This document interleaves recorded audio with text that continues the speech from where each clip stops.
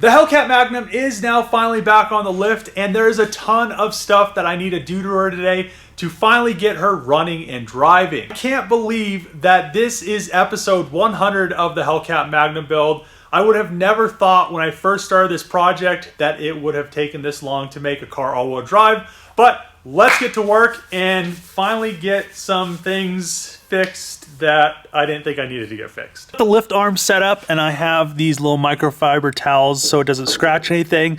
Make sure when you're lifting a Hellcat up that these arms are all the way up so this doesn't smash into the side skirt. And we're going up. Don't need these anymore.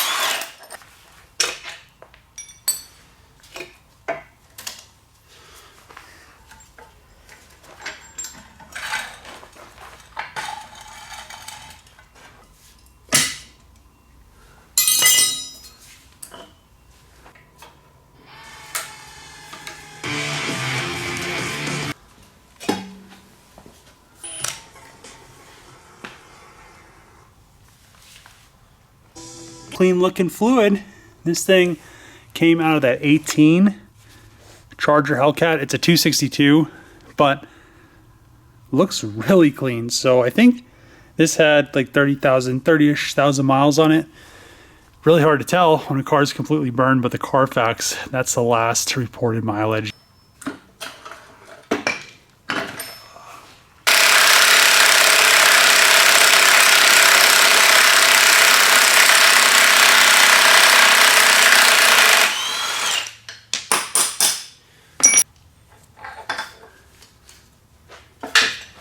So what I have here is a Hellcat 370 differential.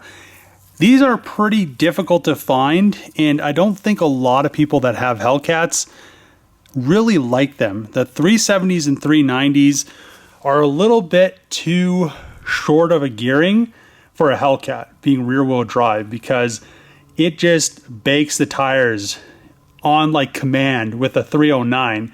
Then you go up to a 370, and people say with like drag slicks with a good prep track, they're still baking the tires and losing traction.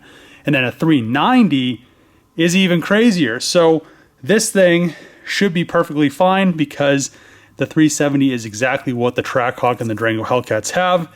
And I guess they're not too hard to find, but some people think these are worth money, but nobody wants them. Zero people want these other than me. And yeah, that's about it.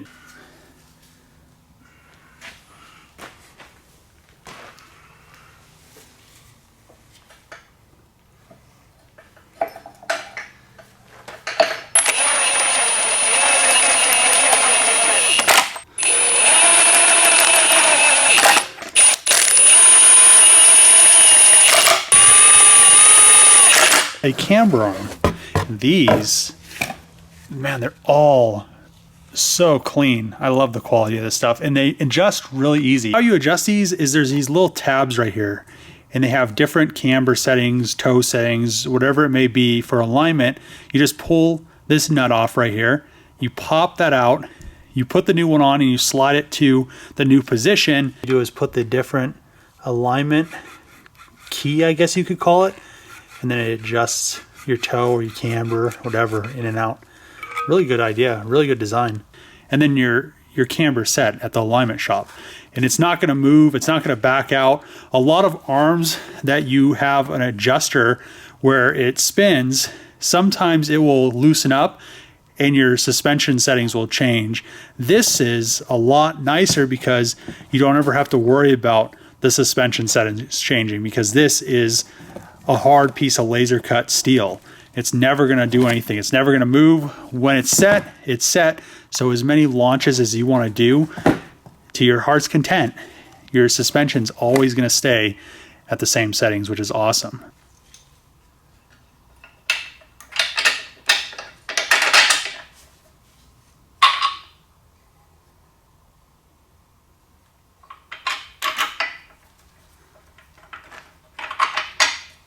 Look at these bad boys right here. Super clean. And they have spherical bearings right here.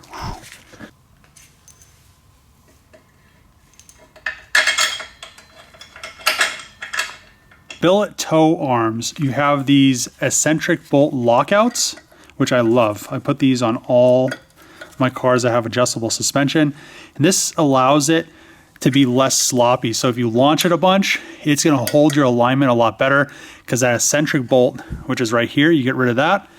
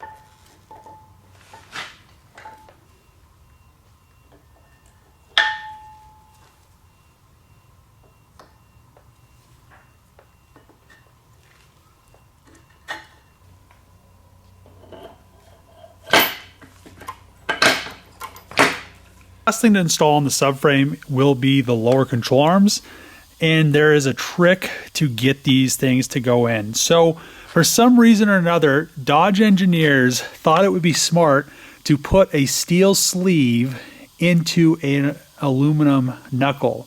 So then you get corrosion, and this thing actually moves in and out.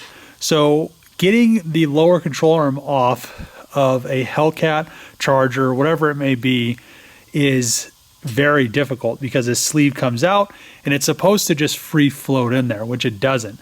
So the only way to get this to move back so you can put a new lower control arm in is to use a bolt. I would recommend getting a spare one and 2 nuts, and all you do is spread this all the way out, and then it'll move this. Sometimes you have to put a punch or an extension through here and hammer the piss out of it to get it to move back. But once it's flush, then you can install a new lower control arm. It's a pain, but that is the easiest way I have found to do it.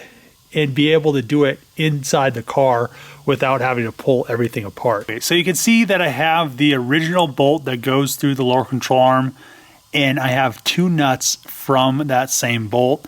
And it's not a lot that you have to move this thing, but you can kind of see that it's like a millimeter, maybe almost 2 mil. You can see the little space in between the nut and the aluminum.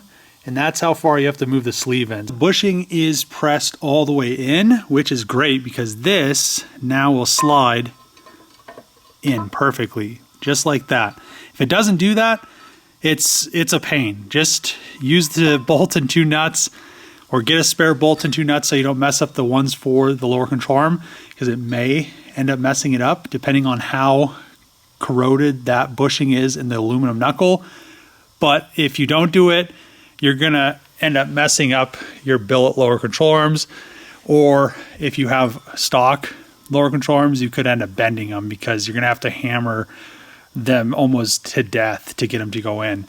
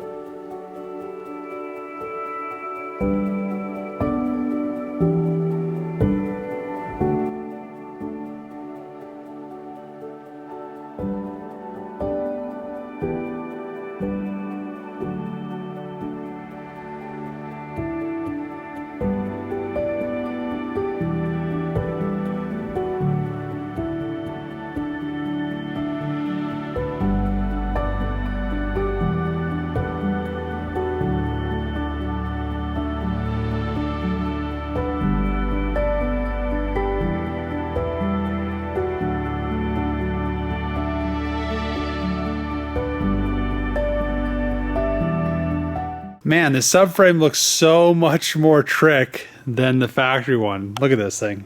I really don't want to pull it out of the car, but it's just going to simplify my life. So the one difference between the Trackhawk / Durango Hellcat and the Challenger Hellcats is the diff is a little bit longer by, I think, like half an inch or so. But how it mounts is further forward kind of because of this motor right here. So this is what's getting in the way of the exhaust. Also, another thing not really getting in the way of exhaust is how the lower control arm is. You can see the singular lower control arm instead of having these 2-piece lower control arm, as you see right here. Another issue that I was kind of worried about, but I could have probably resolved with a different design of this arm, is you can see I had to use the factory pickup point. This is the caster or traction rod of how the subframe mounted. So I couldn't go any further over because the Trackhawk one was actually over here. As you can see, it's in line. It'd be in line like this, but there's no way to do that because there's the unibody in this area. So I didn't want to cut a big piece out of the unibody. I'm glad I didn't, but I could have resolved this with an arm that probably went like this and then came over. Just would have complicated, some things. But as you can see, that's kind of how these arms are right here because they have to go around that spring. So I'll probably end up revisiting this. It really was a good design. The solid bushings is a big plus, and how I did the rubber bushings and how everything is connected for the differential. Like I said before though, the only bad thing is the diff is just the electronic LSD that's in it is kind of a big issue. That also kind of got in the way of this bolt. You can see right here, so I had to have it go this way, but then to pull the bolt, like to pull the lower control arm off, I would have had to pull the fuel tank. I should have thought this through a little bit better. I ended up using the pickup points off the Durango. I should have used the ones off of the Charger / Challenger. So then I wouldn't have had any parking brake cable issues. I also think it's wider. You can see this has this big spring right here. And this one, it doesn't. It's not as wide. You can see right here, from here to there is almost my hand. And you can see how much wider it is. So yeah, that's a few issues that I guess could have been resolved pretty easily because these cables. But you know, hindsight is 20/20, they say. So all these knuckles and everything for now, the Cerakoted knuckles, you can see how nice they are. And all this brand new backing plates and hubs are going to go on the Durango Hellcat, which is in there.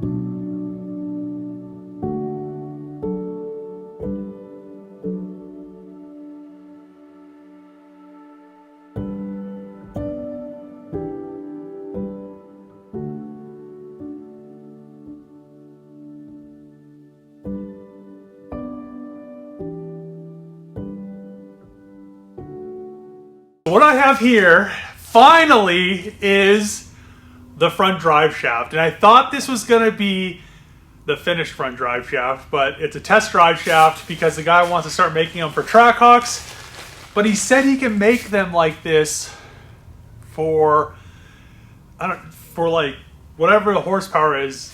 You'll see. It's kind of a strange drive shaft. I've already looked at it. I've never seen a drive shaft like this before. So we have a drive shaft, but the weird thing is, and it looks pretty beefy, but this is an axle shaft, he said, and I could slip it on the axle shaft to get it the correct length. But he said if I wanted to, I could just use this and it would handle whatever amount of horsepower I want to throw at it. My original decision on the floor modification was that I was going to have a 3-inch tube all the way across. But if I just leave it like this, I can pretty much flatten some of the floor out, which I'd have to cut pieces of floor back out and then flatten them back out. But I haven't put this in the car yet. So let's cut the zip ties off of this thing and see how she fits.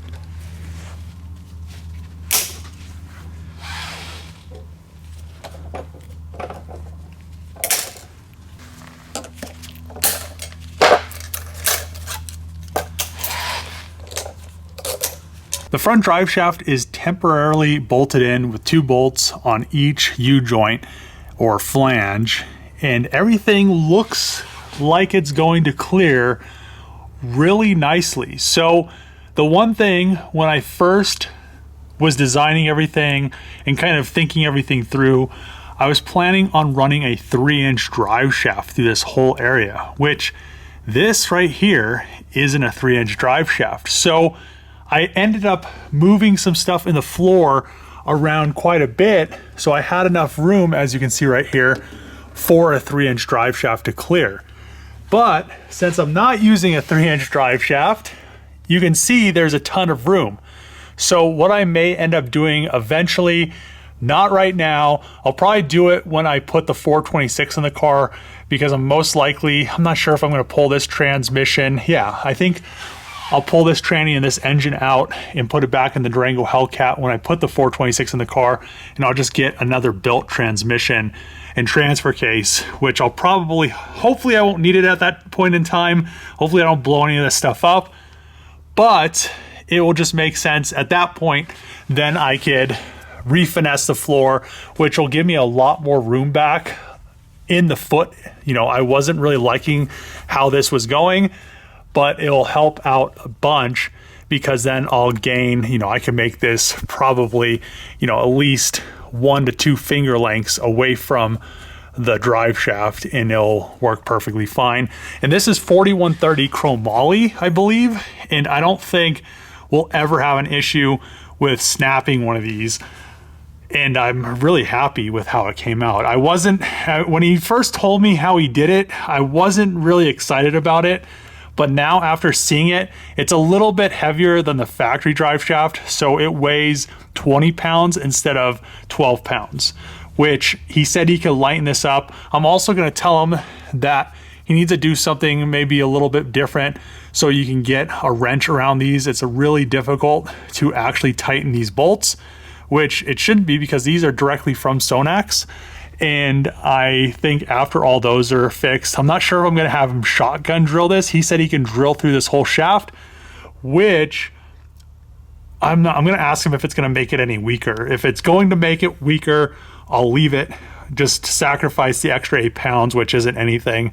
I'll just lose 8 pounds so I could keep this stronger, and we'll be 100% good to go. Another thing with this being smaller is the factory bracket actually fit, and everything in here is a lot closer. So a lot of Trackhawk guys and Durango Hellcat guys that run the 3-inch aluminum drive shaft, they actually have to cut their neutral safety bracket so everything clears with the larger drive shaft. This one, you won't have to do that.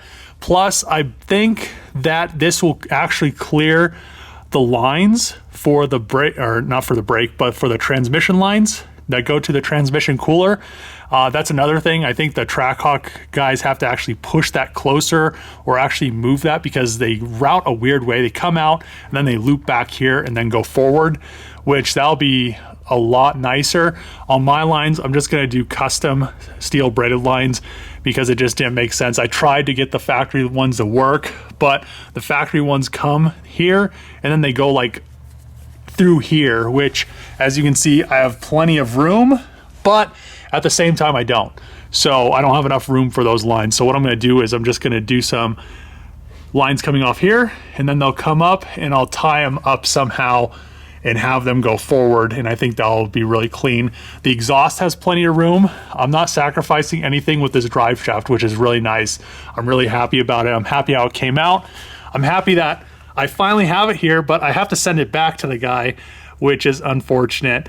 You know, I'll run these forward like he told me to, so I need to unscrew the 2 Allens, move it forward, clamp it down, and then I'm not exactly sure what he's going to do, but he's going to do something to it to make it. Oh, I think he's going to put some stuff over this. I think like a rubber, so it doesn't rust or have any issues. I don't think 4130 rusts anyway, but yeah, everything down here is looking really, really nice and clean and trick. So let's get the fuel tank in the car now. I need to get that in there. I need to put a different pump in it, but I'll wait till after it's in the car. You could do that, everything with that in the car. For now, I'm going to run a double pump, since the Durango Hellcat already from the factory has a 2-pump system, and then that'll make wiring a lot easier, because then I could just wire everything like it would be in the Durango. Eventually, I'm going to go with a complete aftermarket fuel system and custom lines. But for now, for the time being, everything will connect like factory. I could run the factory hard lines, and then I could run the factory fuel rails and injectors and not have any issue with you know, going too crazy right now, because I don't really need to go off the, you know, I don't need to go off the charts with the fuel system, because it's just going to be stock power, which you know, I have the smaller pulley on it. I might pull that off just so I could run it at stock power. When I originally put the smaller pulley on that supercharger snout, I was thinking that, you know, it'd be cool to just have it turned up in the beginning. But I think for the sake of testing everything and being able to drive it, I don't want to overcomplicate things, because it's already so complicated that like if it fires up and runs and drives with 700 horsepower, for now that'll be perfectly fine, because then I could, you know, fine tune everything. So it's not going to be like running into, you know, throwing a 426 in this, and then I directly have to take it to the dyno, and then they have to tune it. And it's, you know, it'll run and drive, and I could actually, you know, the cooling system will have time to bleed. We'll have, you know, the transmission, I need to bleed that. I need to bleed the brakes. It's just too much extra stuff with the smaller pulley. So running the factory injectors, factory fuel rails, factory pumps, not factory pumps, but factory kind of pump wiring, and factory fuel lines will make it a lot easier to work out all the bugs, whatever bugs. There's going to be bugs.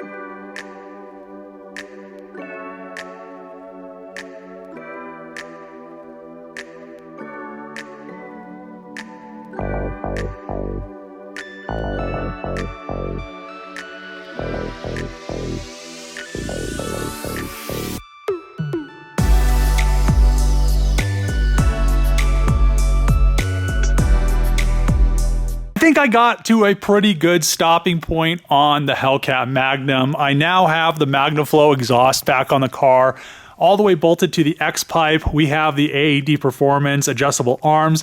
All of this stuff is really nice quality. I like the MagnaFlow exhaust. I need to flip-flop some of the clamps, but I want to wait to do that until I have the X pipe connected to the exhaust manifolds. I really like this lower control arm from AAD Performance. All these arms are AAD Performance, but they're just really, really nice quality. We have the true coilovers in the rear. We have the 370 mechanical LSD now instead of the electronically actuated LSD. Then I have the ABS sensors connector, or wheel speed sensors connector, which is really nice, really clean. I also like that we have the splash shields back on the car, which means the fuel tank is finally in the car and everything fits perfectly. The 4-inch aluminum drive shaft fits perfectly. I was kind of worried that it might interfere with the fuel tank, because I was planning on making a custom fuel tank, but everything clears perfectly fine. And they do make 4-inch drive shafts for Hellcat Challengers and Chargers, and you also have to remove the carrier bearing mount, which I already previously had done. But I'm really happy how all this has come out. This drive shaft is a beast. It has all Sonax U-joints, which is, this thing should be able to handle all the power I'm going to throw at it. Then up here, we have everything done with the front drive shaft. I'm going to test this drive shaft out for now. I think it's going to change a little bit, but I don't think the size is going to change much. I think he's going to add something to protect this shaft from the elements. I'm going to end the video here. I'm very excited for the first startup of the Hellcat Magnum, which will be coming in the next episode. I cannot wait. I cannot wait to hear what this exhaust is going to sound like. I wanted to hear it with mufflers, but it's just going to be straight through, and it's going to be probably pretty loud, but it'll sound good. And we'll get a bunch of other stuff done. I need to replace the front calipers with the red ones from the Durango Hellcat. I'll get all the V-bands tightened up once I get the exhaust connected to the X-pipe. But if you like these videos, make sure to click the subscribe button, throw a thumbs up, throw a comment below, share it with your friends, and as always, see you guys next time.